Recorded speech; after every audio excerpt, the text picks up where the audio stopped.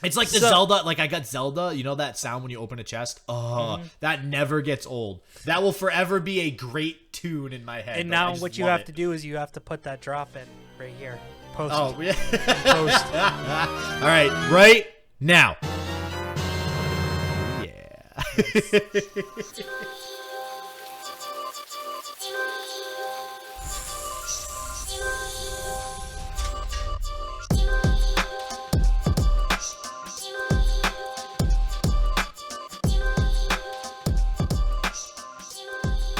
All right, guys.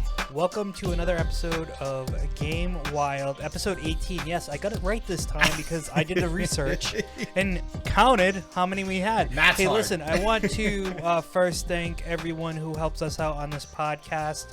It's viewers like you that will make this podcast better. And we do know we've had some technical difficulties in the last couple of podcasts and the Vodcast by chance. So we're trying to rectify those issues, and hopefully we will have all of those settled, yes. And this episode will be 100% perfect, or at least 99%. As long as I don't screw up the editing too, you know. So I got. That's fair. I'm working on taking my YouTube classes in editing. Okay, I gotta get up on my stuff. Well, I'll have to say your channel on YouTube, your individual channel, Shit Just Works on YouTube, is doing quite well. So I don't think it's your editing skills. I just don't think you're putting the effort required to make this vodcast the best vodcast. Wow, them are fighting words, Joe. Them are fighting words. Not cool. Not cool. We will fight digitally at some point. Maybe maybe on Mortal Kombat. Who knows? As you can see, that's my background. I call RoboCop. It's gonna be. That's fine. Well, spoiler alert. We're gonna be talking about the new Mortal Kombat announcement that happened this week, along with some more Xbox Series X. But before that, our PSA, our public service announcement.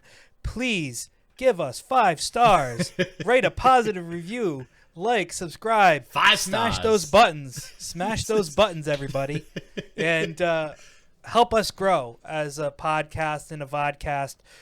We do this on our own time with our own funds because we love to talk about video games and we want to share those experiences with you.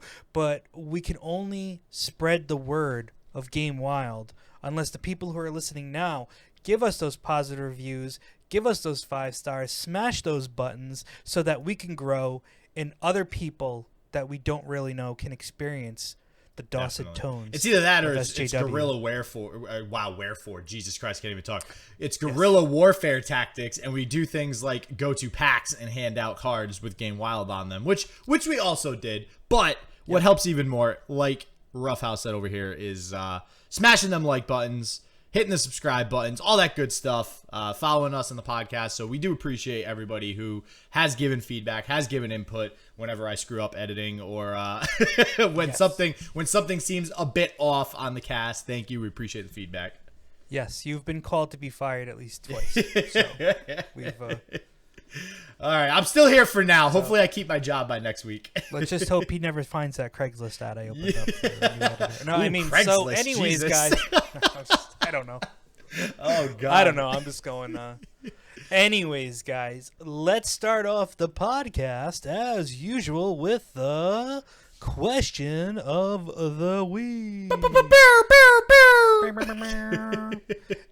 This week is, like I said, this is a little bit of a Mortal Kombat centric cast. Of course, we will also be talking about some other news in the next gen wars that came out this week.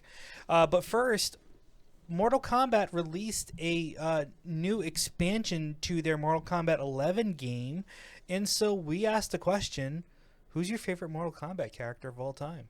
SJW, I'll take this over to you first. Oh, God. This is really hard because nobody really sticks out. Like they're all equally needed for the series, right? It's not, well, I mean, Raiden's kinda, that's not true. Raiden's kind of on the forefront of it, I guess, and Liu Kang. Okay, so all right, I'm gonna go strictly because of the nostalgia and the history behind this. Is Noob Saibot strictly because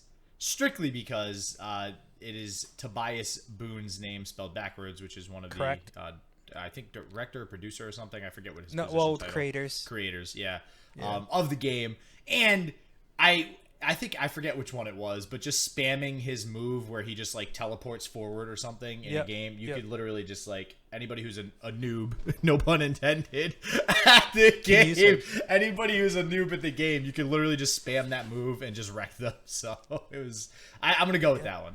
And I believe his first appearance was in Mortal Kombat 2 as a hidden character that you could get through. Oh, that's right. That's the other thing too. You had to unlock him. Yeah. Yep. He was. Yeah, and he wasn't. Yeah, and he was only someone you could fight at first. He wasn't a playable character. Yeah. And then they finally decided to give him a strong backstory, which was nice. And so, very, very interesting there. But I won't spoil it if you've never played Mortal Kombat. Start playing it and find out who Noob Sabat really is in the Mortal Kombat The history of.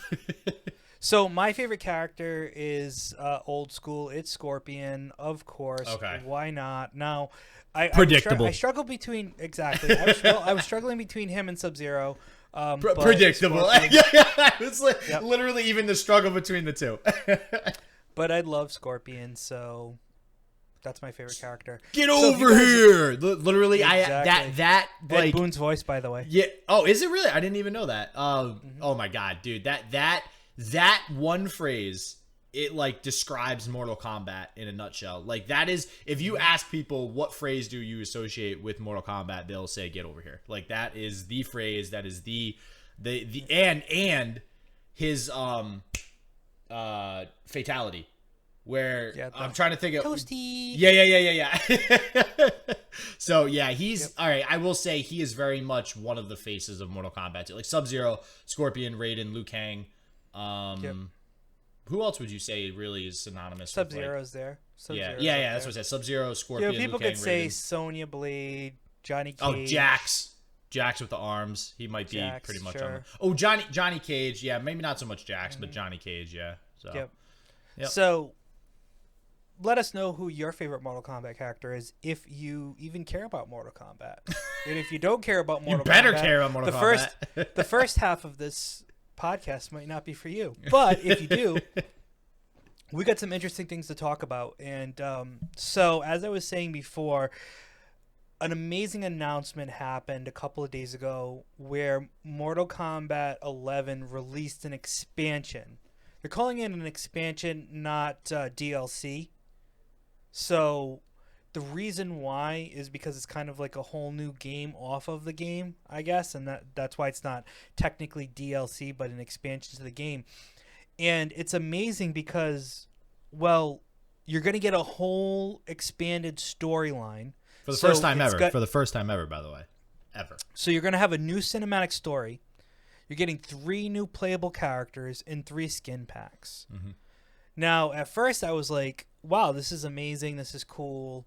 And then I found out that it's going to cost you $40. Well, it's going to cost you $40, right? And therein lies the problem. Me $40. Yeah. Now, here's some things that I've been reading about. And so what didn't I mention in that was also brought up?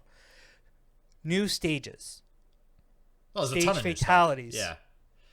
Oh, and friendships, which has not been around since, what'd they say, 1993? It's been a while. It's been a really long time since friendships. It's been a long time. Which I didn't even actually like realize that. Like I remember friendships from when I was younger, but then I don't think it even registered in my brain that they actually took that out of the game. I think it was just because it was paired with fatalities. Nobody then they were all different other ones they started to do. They did animalities. They did a whole bunch of other types of for things. Annihilation. But from things that I've read, the friendships and the stages with the stage fatalities are going to be added content that you don't have to pay for. So if you want to just keep MK11 the way it is, apparently there's going to be a downloaded patch on May 26th when this game releases, or this expansion releases, that will also have those new things. So you don't have to spend the money if you don't want to, which is okay, but still kind of depressing, because I was like, this is going to be great. Now, why do we feel like this could be a problem? And it's really because it's not really doing justice for the fans of the game. And what do I mean by that? I mean that if you got this game on day one and you were pumped about it like I was, and you bought like the collector's edition or whatever, and you spent like $80 or $100 or $150 or whatever it may be, you got the game, and then you got the first set of character packs, which was tremendous. You had 6 characters in total that were released over, I believe, like a 6 or 7 month span. Those were all free too, right?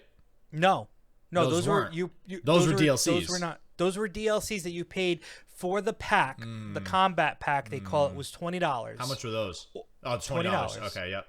And you could buy it with the game pre-ordered, and it was like a limited edition. So what did you buy? Did you buy the limited edition version when it first came out? Yeah, I bought the limited edition digital version, or the digital deluxe version. How much was that? Which 80? I think it was like $80 or $90 or something. Okay. And you got the downloadable content and stuff like that. But here's the thing, okay? I spent all this money up front for the game, and now I have to spend $40 more. Well, okay? Or let's say, do you own Mortal Kombat 11 for any system? Do I? Do you? No, I don't personally. All right, so I'm in a better off situation. You are, because you can spend $60 and get everything. Yeah, including the DLC, right? Everything. Yeah. You get Mortal Kombat 11, Aftermath, plus all the combat pack. So for $60 digitally. Now, hold on. So I'm spending $60 more, basically. Yeah, I'm spending $60 more than you. And you get everything. Well, so now what do you think you're getting for that $60 more? This is where I want to go with it, because I don't think it's right either. But so what do you think? Knowing that I'm getting everything for $60, and I'm getting everything for $120. What do you think you are paying for with the extra $60 that you're spending? What are you getting more than I'm getting? No, I'm getting the same, because I'm talking about over time. So listen, there's a big debate out there. Obviously, games don't hold their value. This game is over a year old now, okay? So, of course, the game devalues. So that's why this new expansion is $40, because it's brand new. It brings a lot more content to the table. But well, you just answered the question as to why they are rationalizing charging that much more for somebody who bought it right away. Correct, but my point is, are they doing an injustice? Yeah, I agree. Which people who know the game series will think that's a pun, but it's not. Listen, it's an injustice, because the fans who really are the early adopters to these games and play these games on day one, those are the true fans. They're hurt, but they're hurt by this because we're paying more for something that we already owned. You know what I mean? Like, where you, who's never played the game or didn't buy the game, right, can now buy all this stuff for the same price that somebody who just bought the game on day one, didn't buy an expansion pack or anything like that, just wanted to buy the game, now is paying $60 to get everything. Yeah, and I think, so first off, I actually want to say this earlier, I think that them calling it an expansion is their PC way of making it okay to charge this money for that, instead of calling it DLC. So that's the first thing. The second thing is, the reason I asked you what are you getting more than me for $60 is obviously you're not technically getting anything tangible. What you're getting by paying an extra $60 more, and this is how them as a company are going to rationalize it, NetherRealm, is you got early access to that stuff. You got it the day it came out. So you paid $60 to have access to a game for 1 year before anybody else did. Not exclusively. Anyone could have bought it. No, not exclusively, but you made that decision to pay the extra $60 to have access to a game for a year, knowing. I mean, and you listen. Let's face it, though. Hold on a second. But let's face it. No one knew that they were going to ever do this. Oh no, this is not new. Not like that. They said, "Hey, we have plans to expand the storyline." But you knew they were going to have DLC. Like every game has DLC now. Right, but DLC is a little different because you can cherry pick things that you may want or not want, and it's cheaper. DLC is usually $10 to $20. Like, what the fuck's the actual difference between DLC and an expansion? Well, that's the problem. We don't really know. It's like I don't think it matters. Yeah, it doesn't. It's just a different way to sugarcoat it, like you said. It's all right. Listen, so here's I'm what not super upset about it. Me personally, as a gamer, I'm not super upset about it. But I was just disappointed at the price point more than anything else. I agree. Because all right, for $20 to get the combat pack, you got 6 characters. Yeah. Okay. For $40, you get new storyline and 3 characters. So essentially what they're saying is you're spending $20 more for a new story. Now, granted, if the story kicks ass and it's the same amount of time as the game was, which I believe was like 8 hours, 7 to 8 hours, I believe, for the story of the original game, then yeah, it's worth it because you're getting new content and you're getting more into the mythos, into the lore of the game itself. Yeah, so, I agree. I mean, I compare this to something like Destiny. Destiny is the number one example of releasing DLC and expansions and whatever the hell you want to put as a name on it. They typically release all their DLC, quote unquote, or expansions, whatever they are, for $20. Typically, all right. So you get, and you've played Destiny, right? yes. Yeah. So when you get a DLC thing for Destiny, like they had the 3 that were set up for like the first year or whatever. You get a shit ton. You get an entire new story arc. You get sometimes a new class, like all that crap.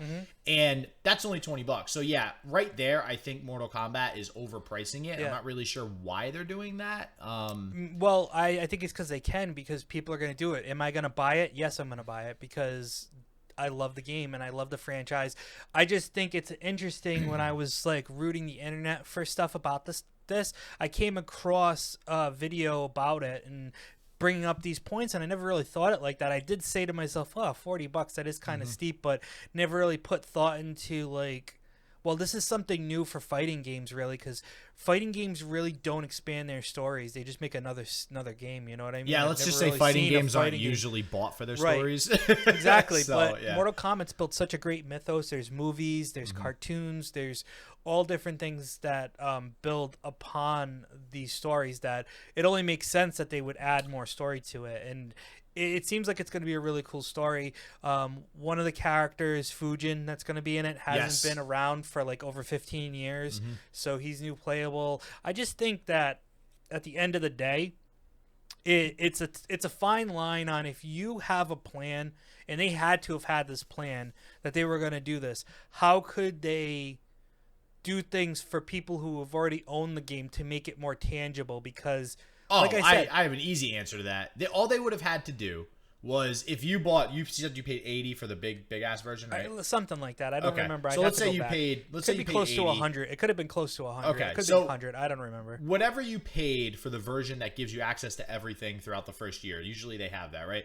If whoever bought the full version, the deluxe, the limited edition, whatever it is, they should give the expansion to for like a discount at least, if not free. Probably a discount. Free seems like too much. So maybe, hey, if you already bought the deluxe edition, if you pre-order or buy this expansion through August 1st or whatever, you get it for this discount, right? That would be a perfect way to target the audience and be, okay, listen, we understand it's a little overpriced. Yeah, and to be honest with you, maybe they'll learn some lessons from that. And I don't think they'll hear the outcry. Well, no, because if people talk about it, I think this. I don't think they will though. And maybe listen. I feel like if anyone would do it, it would be a company. It would be like NetherRealm, and the only reason is I see how they interact with their fans. I see how they deal with things. Are they good with their fans? I feel like they are. From what I see, I watch their Twitch streams when they show off new stuff. Yeah. And they probably will do a Twitch stream regarding the new characters at the very least. Probably not much about the storyline because they don't want to spoil that. But they might show off Fujin, Shiva, and RoboCop, which are the 3 new playable characters. And Peter Weller is going to be voicing RoboCop. And if people don't know who that is, that's the original RoboCop from the 80s. I saw that. Not the one, not the 2010 version or whatever it was. I don't remember. Didn't what year Sylvester it came out, Stallone play RoboCop or something? No. Who's the guy that played it recently? I have no idea. I don't know who the guy was, to be honest with you. He was like bigger, like Sylvester Stallone, I think. I don't. But that's why I'm either way, that's happening. So I guess it's just interesting to see, what people feel about this and will they pay the money for it? I will. For sure. Now here's my thought on why I think you will and why I think other people that are into fighting games will, and let me know if you agree with this or not. Obviously, this company must have did market research on what they can charge for this, right? Every company that's big will do research and say, what do we think we could charge? Can we charge 20, 30, 40? Can we charge 100? Will people pay it? Well, I think, in my experience, the fighting genre is a very close-knit, tightly packed community. Even when you go into esports and stuff like that, they don't have huge tournaments, but they do have big tournaments like what's the one in Japan or whatever? What's the name of the tournament? Do you remember? I don't know. I'm sorry. Evo. Fighting Evolution, right? Yep. So Evo's huge. Everybody knows about Evo, but the tournament itself is very small. And I think because the fighting scene is so close knit like that, everybody doesn't actually care because it's the whole community is just, I'll just pay whatever for a cool fighting game. Like they don't actually care what they're being charged because it's just hardcore fans. The fighting community, I don't think goes out like Destiny. Destiny is millions of people play that game, whether they like video games or not sometimes, right? And so they have to cater to a wider audience, and they know that those people on the outskirts of liking video games aren't going to pay $40. They'll only pay $20. Whereas the whole fighting community will pay $40 because they're like really hardcore fighting. That's my opinion. I don't know if is that kind of the way that you look at it. Why you'll pay $40 because you love fighting games. Well, no, or you love Mortal Kombat. Yeah, okay, I think it has to do with the genre too, the game. Yeah, not just the game genre. itself. But and they have their own tournaments. Mortal Kombat has tons of tournaments that they stream on Twitch, and there are hundreds or at least thousands of players that go to these tournaments to try. Oh, there are. Just in the grand scheme of things, like compared to some of the larger esports out there, they're smaller in comparison and have actually been around longer than those games. Like fighting games have been around since the late 80s. Right, when Street Fighter and stuff came out. Yeah, Street Fighter, stuff like that. So, for sure. like, they've actually been around longer, but for some reason, it's always stayed this little close, tight-knit community instead of blowing up like a League of Legends or Hearthstone or Call of Duty or whatever games are out there. So, I think that's kind of why they can charge $40. Well, can I also tell you too that most of those games that you're mentioning are free to play? So that's actually a really good point. Yeah, so I wonder how that kind of... Wow, that's a whole other discussion as to why those blew up and why maybe fighting games... Like, do you really think fighting games didn't blow up competitively simply because they cost more? Like, I don't think that's the case. I just think that fighting games are niche in every sense. There are like it's pretty straightforward, right? Yeah. With a fighting game one-on-one. where... Yeah.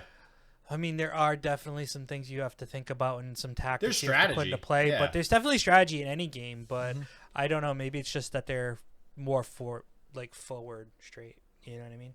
Yeah. So, guys, that's my Mortal Kombat talk. So we're at about 21 minutes and 30 seconds here. So now let's move over to some next gen stuff. Okay. Next gen, dude. And honestly, Speaking of next gen, I am a little concerned. As a PlayStation fan, I am a little concerned with where PlayStation is at right now. I always try to look at them unbiasedly. So if Xbox is better, it's better. If PlayStation is better, it's better. Right now, unfortunately, and your shit-eating grin on your face. If you guys are watching the YouTube video, you see Joe's shit-eating grin because he's like, this dude, he's giving in finally. He knows it. Xbox is taking it. Number one, let's just say that Xbox didn't make a big faux pas this week, and they did say that they were going to have a gameplay thing on their Xbox Live discussion or one of their live streams. It got so bad they took it down because they got so many dislikes. But basically what happened... Really? Yeah, so basically what happened is that they touted that they were going to show off gameplay, and it really wasn't gameplay, apparently. Why does that always happen? It's like E3 all over again, even though E3's not happening. It started off with, I guess, Ubisoft was going to show off Valhalla. Yeah. And it wasn't actual gameplay footage, and it pissed off a lot of people. It's it got so much negativity that it got taken down. So trust me, Microsoft isn't perfect by any stretch of the imagination, but what they're trying to do here is something that could really change the landscape of how video games are looked at in regards to money. This comes down to, like we just talked about, how we felt like maybe people are getting a little gouged from an expansion pack that's going to cost $40 to Mortal Kombat. Well, if you buy certain games for your Xbox One, you can do this new thing that they're going to use for Xbox Series X. Which is called Smart Delivery. Smart Delivery. Now, what does Smart Delivery mean?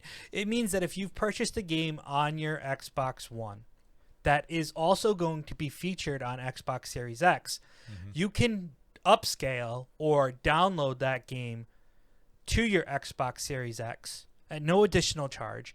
It'll upscale the game to what it would be if you would have just bought it for the Series X. So this is huge because you're going to have games like Assassin's Creed Valhalla, which we talked about, Cyberpunk 2077, which is I can't wait till that game comes out. Dirt 5, Scarlet Nexus, Second Extinction, The Ascent, Vampire the Masquerade, Bloodlines 2, Yakuza Like a Dragon, which is Sega, by the way. Sega. Every time I see Sega, I'm just like, hey, oh my god, they still are alive.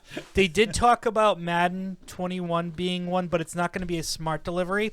There are going to be some problems. Well, I shouldn't say problems. There's going to be restrictions on that. You must purchase Madden NFL 21 for the Xbox One by December 31st.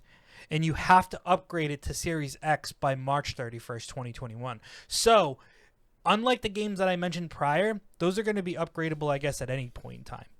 However, EA, once again, in their valid wisdom of being EA, they've decided that we're gonna put a marker on this because if you don't buy Madden 21 by December 31st on the Xbox, you will not be able to upgrade it to Xbox One, Xbox X series. Excuse me, I'll always say Xbox One X series for some reason, but it's like, but you'll have till March 31st, 2021, if that's the case. And I think maybe part of that's because we don't know production, we don't know what's coming out for price point, but apparently they're thinking that it's still going to come out at least by the first quarter of 2021, because they've given you till March 31st to download it on the Series X. Well, it sounds like the PlayStation and the Xbox are both still going to be out by end of year. Yeah, but there's also going to be probably limited numbers. But I think they're still going to have enough production to be able to supply most people that want it with it. Right. There's especially since I've heard some grumblings that Xbox is going to try to undercut PlayStation.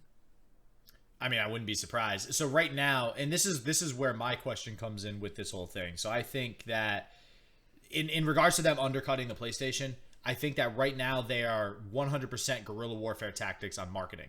They're like, we're going to get way more publicity out on PlayStation so that everybody's going to think and want the Xbox way more than PlayStation, which oddly enough, like, PlayStation's being really quiet about almost everything. They had one conference about like a really in-depth... No. They had one really in-depth conference about every like technical specification on the PlayStation, which basically, like, those don't matter right now because PlayStation and Xbox are pretty much the same system, technically speaking, like specifications wise.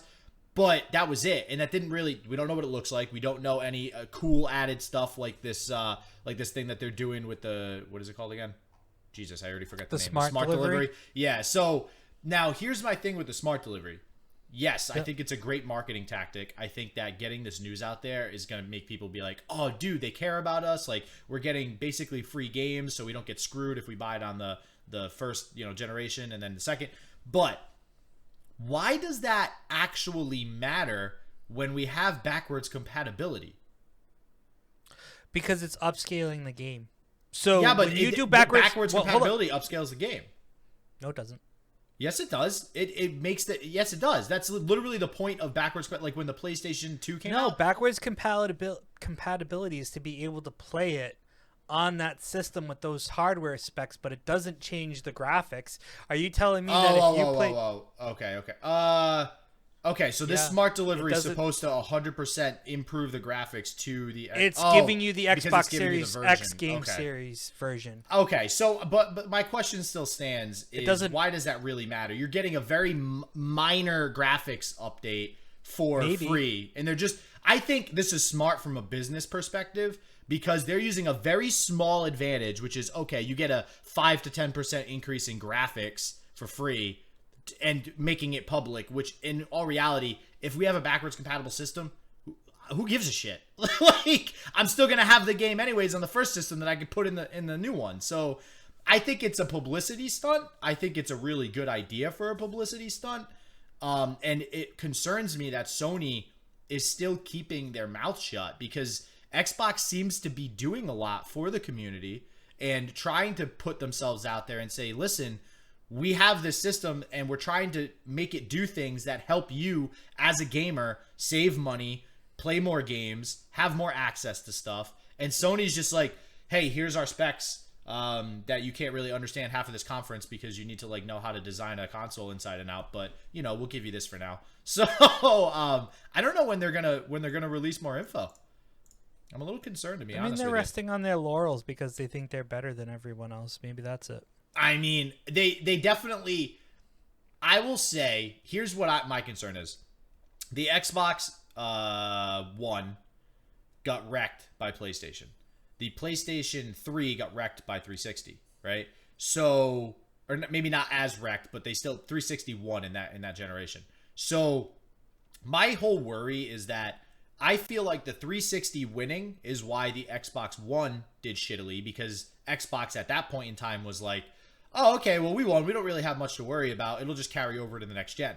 So now that PlayStation 4 wrecked the Xbox One, I feel like PlayStation's like, oh, well, we don't have much to worry about because all of that winning will just carry over into the next gen. And what, like, did you not learn from Xbox? Like, that's not going to happen. Like, you need to stay on top of your game and do cool shit to keep people thinking Sony's the #1 video game maker out there. And right now, like, they just don't seem like they're really doing much about that. So I'm concerned. I don't know what they're going to do. I don't know how they... I mean, I'm just hoping that in the next, 3 months, they release some brand new news that nobody's heard of. Like, the system looks like this amazing piece of art or something. Any sort of news, but I don't think it's going to come. I think they're going to keep delaying it, and something weird's going to come for news, to be honest with you. To be honest with you, I really don't care about aesthetic and what it looks like. Obviously, I can say that because of what the Xbox looks like, but... That's like all I can hope for right now, though. That's the problem. Like, I don't expect anything else.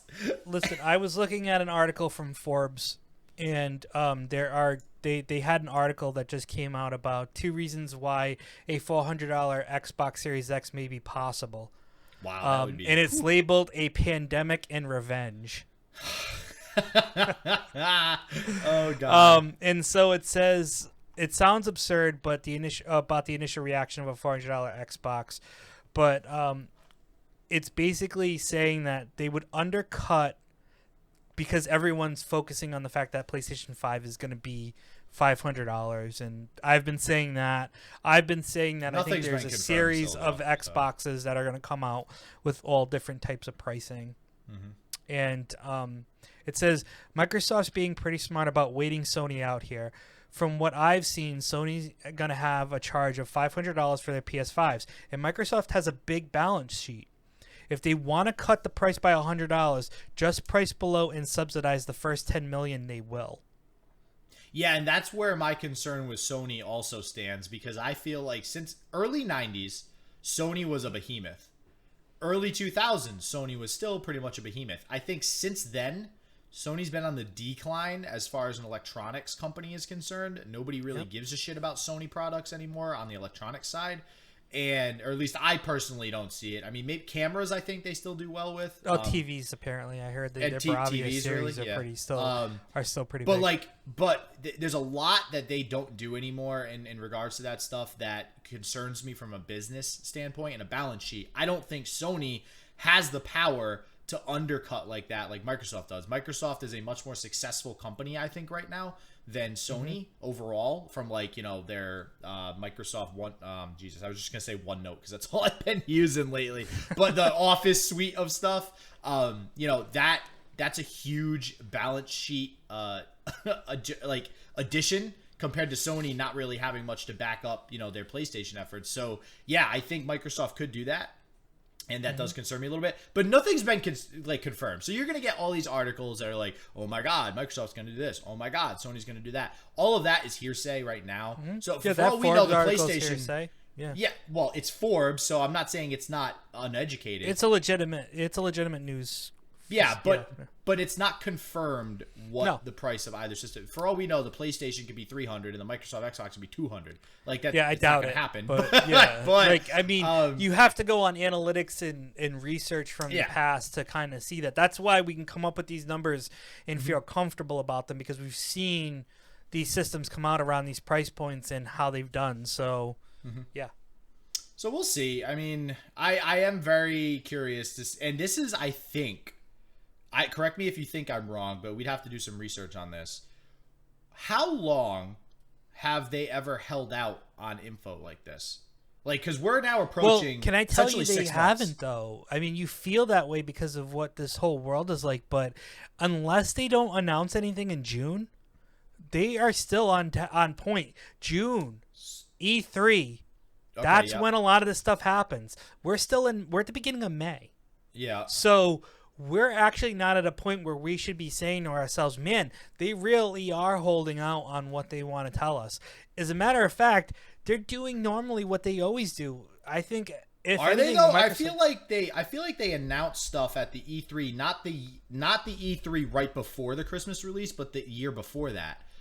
And I feel like we just started getting info the beginning of this year on both systems. No, you're wrong, man. You're wrong. No, you don't think that's the case? No, I think that what we're looking to find out, if it doesn't happen in mid-June, then you can start to say, huh, like, okay, yes. I do agree because Did they? Yeah. I believe that Microsoft has actually announced way more than Sony has, for sure. Yeah, I agree. By showing off what the system actually looks like, by showing what games are coming out for the system before E3.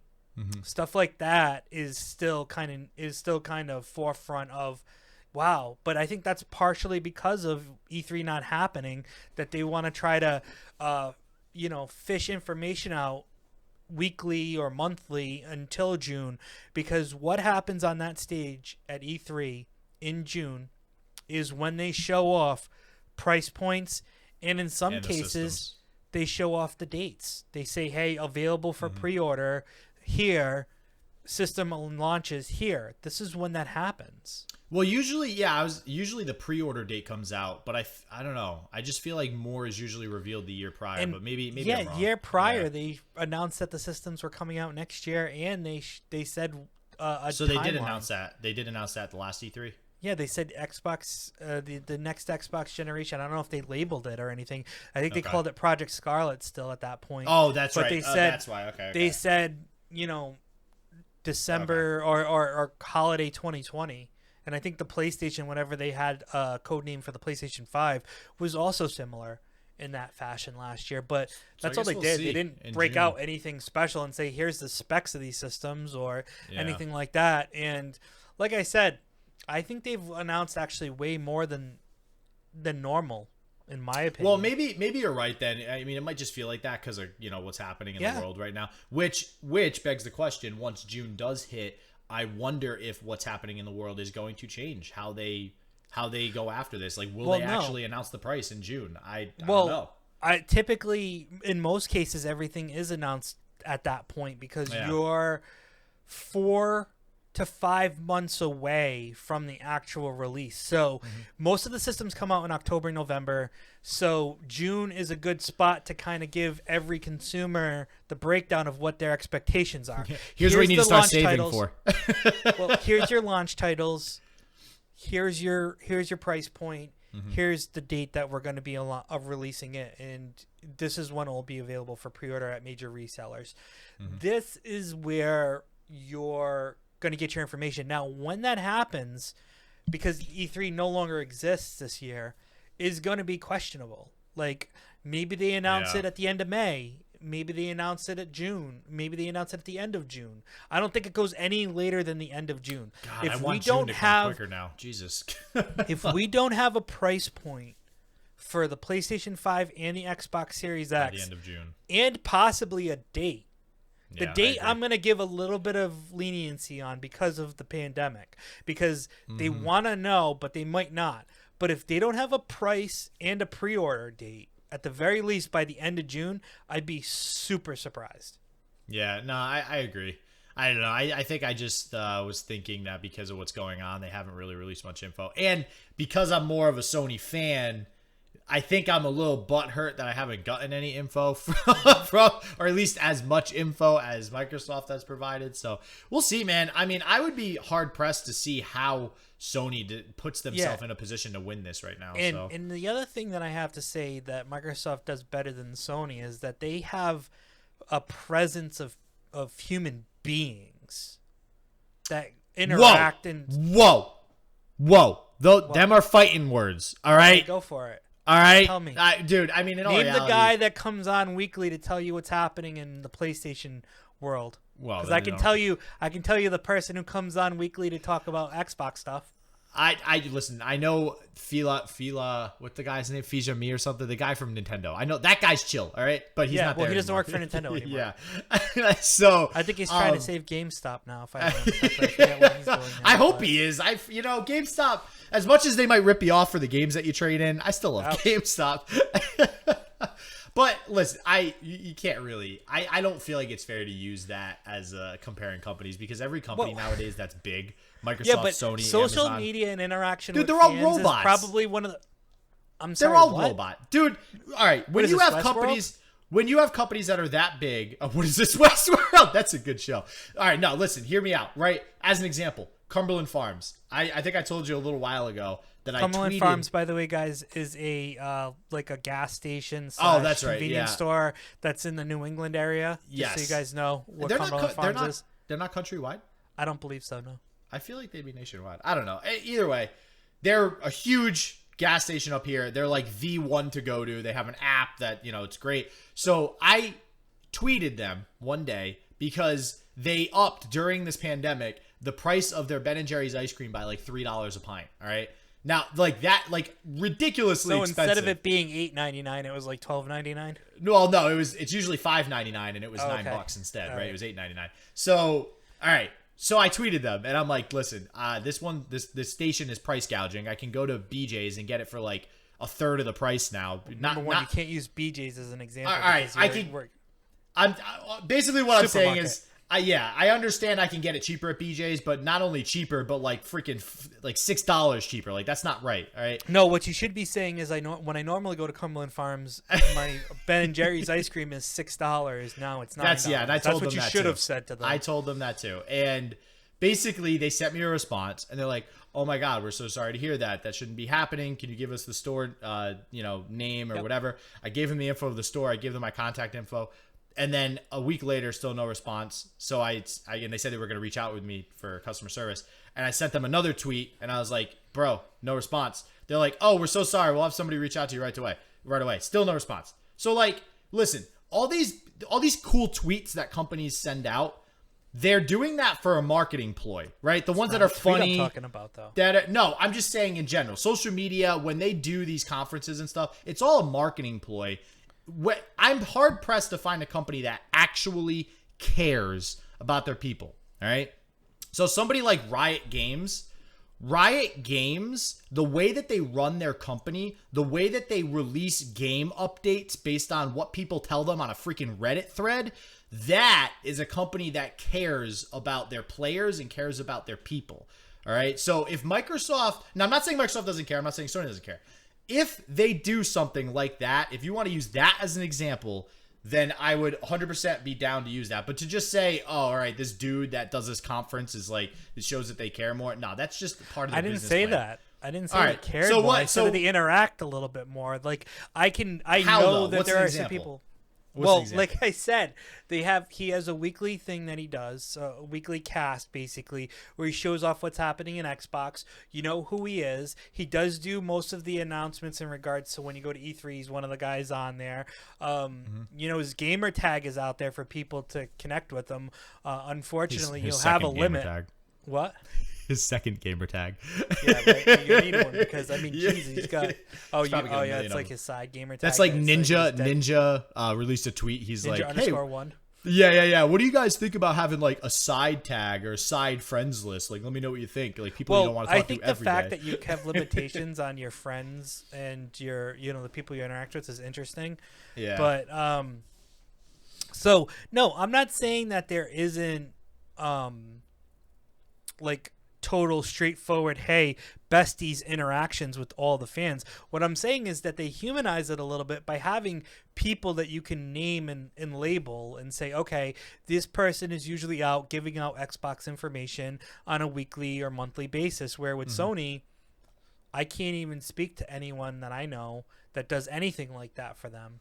Well, you have that guy, and I can't. I mean, this doesn't help my case because I can't remember his name right now, but the guy that does do the announcements, like he is the face of their technical hardware and specifications and stuff right now. He's been out there a lot. I will say, I want to say since the PS2, I think it was an Asian guy that they had at the helm that was doing all the presentations at like E3 and stuff. I forget his name, but he was very prominent in the industry, and he had been with Sony in a while, so he was like the go-to. So he was at that level that you're talking about. Like, what's the guy's name? Is it Fila Me? Fija? Yeah, Fija? yeah. Reggie. Reggie. We'll go. Oh, Reggie Fils-Aimé. I think that's it. Yeah. So I know that's it. It's not. I think it's Fils. Yeah. Right. Fils- so you're I don't know if we pronounced it right, but I remember. Yeah. So, anyways, he was on that level. Since then, Xbox didn't really have anybody during that time frame, and then they had Reggie come on for Nintendo. And what's the guy's name for Xbox? Are you saying? Major Nelson. Major Nelson. See, I haven't really heard him.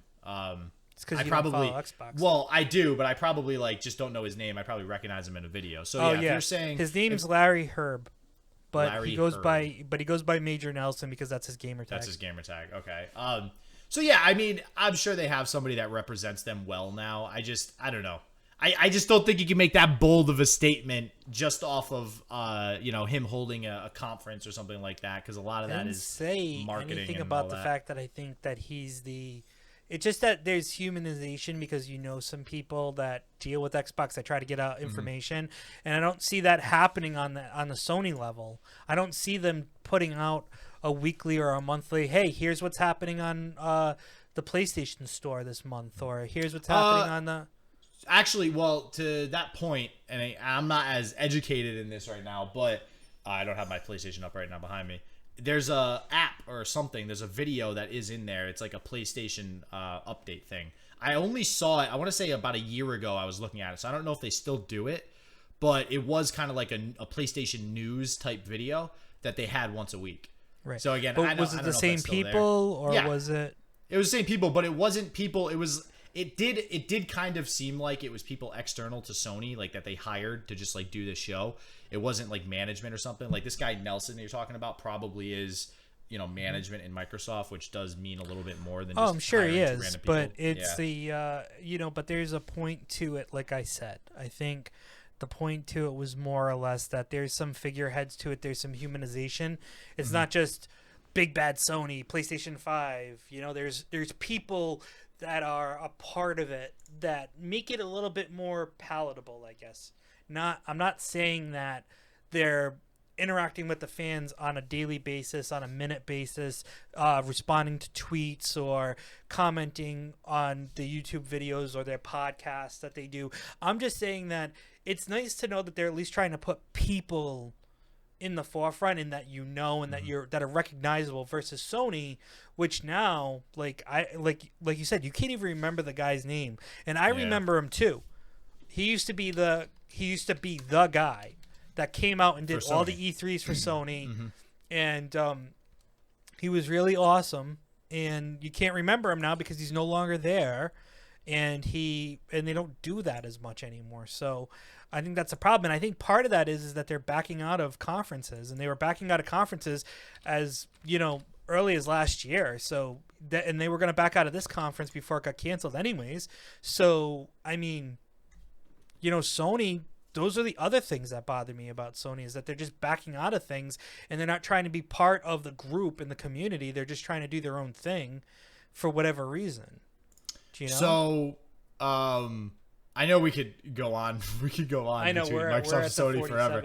Well, I will say this might need to be shelved until next week. But literally, because I was trying to figure out that guy's name, so I did a quick Google search. Apparently, like within the last 12 hours, news came out about the PlayStation 5, and apparently the PSVR 2 is going to have finger tracking, which is freaking huge. Like, I haven't read the whole article, but apparently it will literally track your fingers, which would be insane. Well, you would put gloves on for that, right? So no, for the it's saying just holding whatever it is that they're holding. The joystick or something must have some sort of sensor, some spatial sensor that senses where your fingers are. If you're watching the YouTube video, you can see me making finger motions right now. So, again, that's something we might have to wait for until next week. And I will research for next week that guy's name so that we can know who used to be the face of Sony. And I will even figure out the new dude's name so we can get that out there as well. But yeah, apparently they just released a bunch of news, so we will be sure to get up on that for y'all next week and see what kind of news they got for Sony. So, but until then. Well, yeah, until then, indeed, let's segue to our next segment. Ruffhouse deals.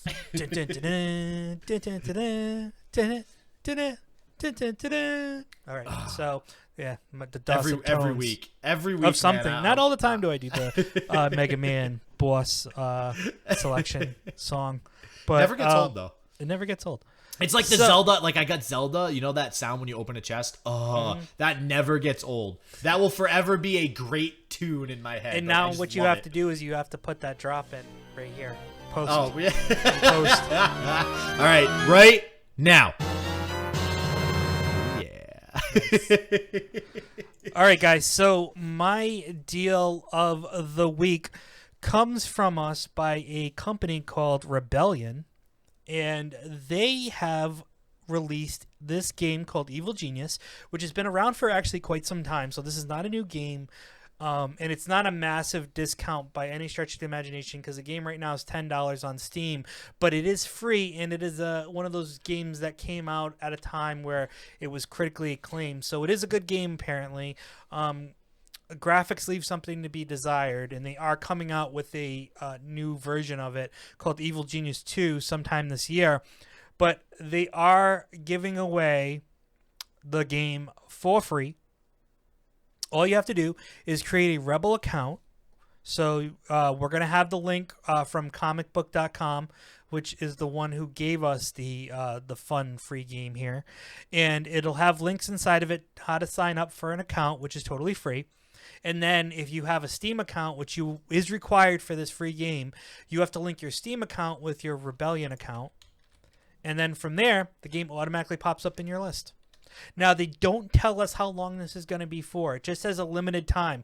But speculation says it's going to be for a couple of weeks. So I feel confident that me giving you this information on Mother's Day, by the way, we're recording on May 10th. On Mother's Day, happy Mother's Day to all those moms out there. Happy Mother's Day to all the moms out there, especially all the gaming moms, by the way. Absolutely. And guess what? It's free. So, hey, that's my deal for the week. I try to give free stuff out for deals because I feel like that's maximizing the capacity of deals. Anyone could say, hey, guess what? Target's having a buy two, get one free sale on games. I'm trying to root out some games that most people probably haven't played and free. So yeah, there'll be times when I can't find anything and I might have to just go with some cool discounts, but at this time I have a free game here for you guys, so check it out. It's like a real-time strategy game where you are an evil genius trying to build up your minions and your world domination. So we'll see. Looks pretty fun. So there it is. Hey, Ruffhouse deal. Dude, every week I gotta say, free stuff. Like there's some legit value in this podcast thanks to that segment. Absolutely. Right? I mean, anybody who listens to that, you get free games not always free, sometimes just discounted. Right. But right. You get severely discounted or free games each week thanks to good old Ruffhouse Plays over here. So thank you for that. Dropping those deals. Oh yeah. All right.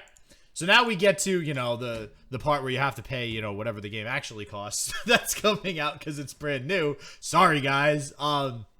So we got what's except for this out. first one. Except for the first one. Oh, except for the first one, technically it's free. So we have Apex Legends Season 5 begins May 12th for PC, PS4, Xbox One. You ever play Apex? I did. You did? I like it. I like it tried better it out. than Fortnite. Like, I've never, I've never played Fortnite. So I can say that I am one of the rare people who game that have never played Fortnite.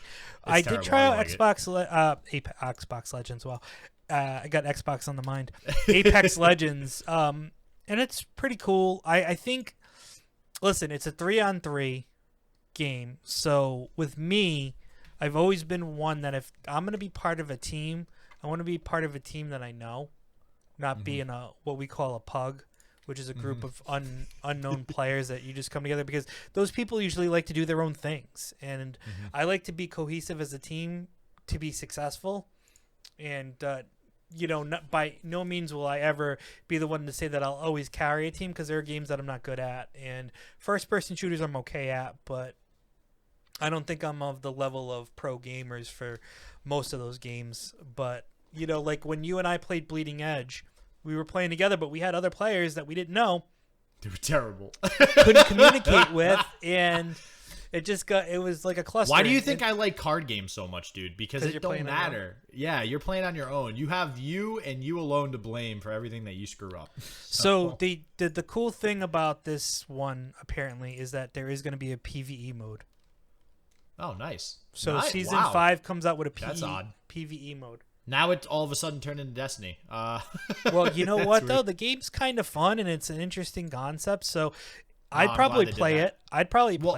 And now it differentiates itself from Fortnite. Instead of it just being like Fortnite but not cartoony, now it's legit like its own game. So that's pretty cool. Halo 2 Anniversary, which... listen, I love Halo. I love me some Halo. How many freaking times can you re-release a game? Like... What the hell, man? Like, you want to talk about making money? That is a way to make money. Take one game, release it over and over again every 5 years, no matter what. Can't wait for that Series X version. Yeah, like, what the Christ, dude? Oh, dude, they're going to have Halo Combat Evolved, the original one. That'll be, Series X. Like, Jesus. That comes out PC. Only PC, though, on May 12th. Star Wars Episode 1 Racer. So, Star Wars Episode 1 Racer. Let me pull this up here. That's all the news. This is... So, apparently this came out May 17th, 1999. Okay? So, let me just throw that out there first. It's coming out for PS4 on May 12th. So, I don't know if they must be re-releasing it with updated graphics and stuff like that. It is just straight up a racing game with Star Wars stuff. Like one that you would play in an arcade, like that kind of racing game. So got very positive reviews on the 1999 version, though. Then we have Best Friend Forever, which comes out on Ruffhouse Play's birthday on May 14th. So best friends forever. That is for PC and Switch. This is... It's a step off the bus at Rainbow Bay and start a new life with your forever, spelled Furever, friend. So it's a pet-centric game. Adopt a dog, find true love, and experience all the wacky hijinks this colorful city has to offer. So it looks like it's a pet-owning simulator. So that's cool. TT, Isle of Man, Rise on the Edge 2 for Switch. So it looks like this came out March 19th, 2020 for PC. This looks like a motorcycle racing game. Racing across an over 60-kilometer long ultra-technical track at breakneck speed requiring realistic riding skills. That is the challenge that awaits in Ride on the Edge 2. So that comes out May 14th for the Switch. Hatsune Miku, Project Diva Megamix. So, one would think that with a name like Project Diva, the artwork for this, which we have discussed numerous times prior to this, would be... how would you phrase it this politically correct time, Joe? Scantily clad women. Scantily clad women. Okay, we'll go with scantily clad. That are top heavy. That are top heavy. Let's clarify top heavy, not bottom heavy. So, one would think that. However, whilst browsing the internet, this cover actually has a closed shirt revealing no cleavage with not top heavy women. The skirt's a little questionable, but in all reality, this is a very PC picture. This is okay. I'm very surprised to have Diva in the title and not have that. So this is a Nintendo Switch game. It's $40, and what did I say? It comes out on May 15th, and it looks like it's some sort of singing game. So it makes it Take the Stage. The hit rhythm game series returns with exciting new features. Mix it up and choose from two playable modes: traditional button control based arcade mode or the new motion control based mix mode. So yeah, and you have a microphone and you sing notes and stuff like that. So seems cool. Tales from Off-Peak City Volume 1 for PC on May 15th, 2020. That comes out.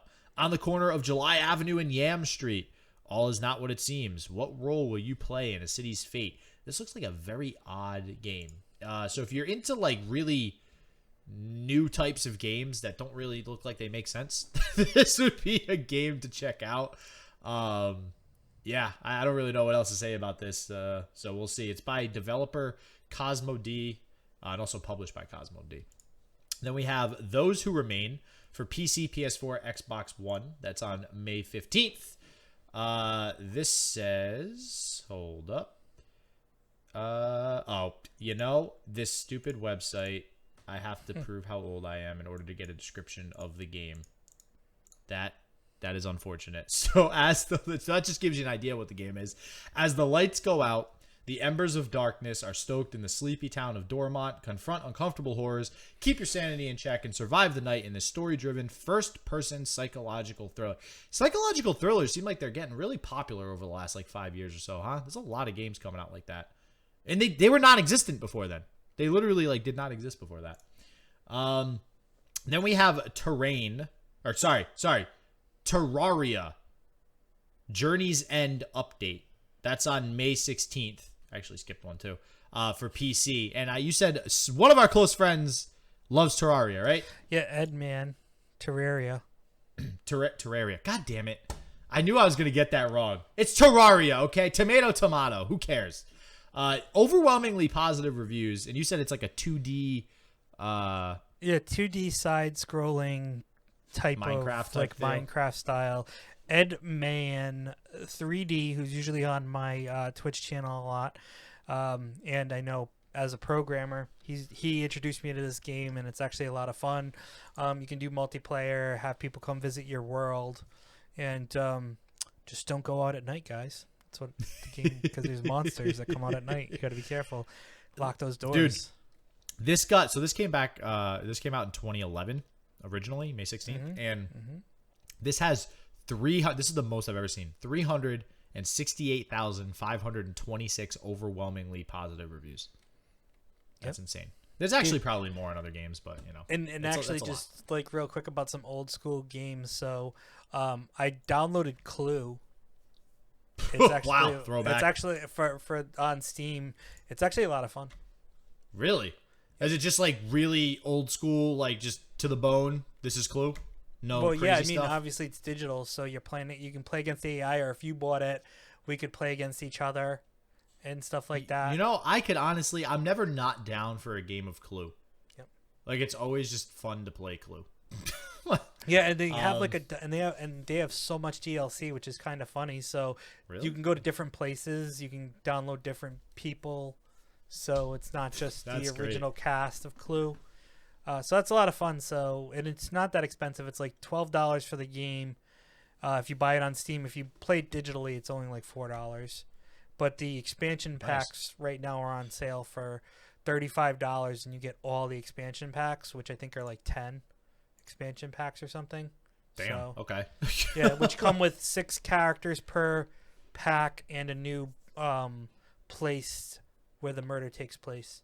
So I might be down to play some. Yeah. We should do that for game night one week. We actually are. You weren't available for that. Oh, was that yesterday? No. So that was Friday night. We actually didn't play any games.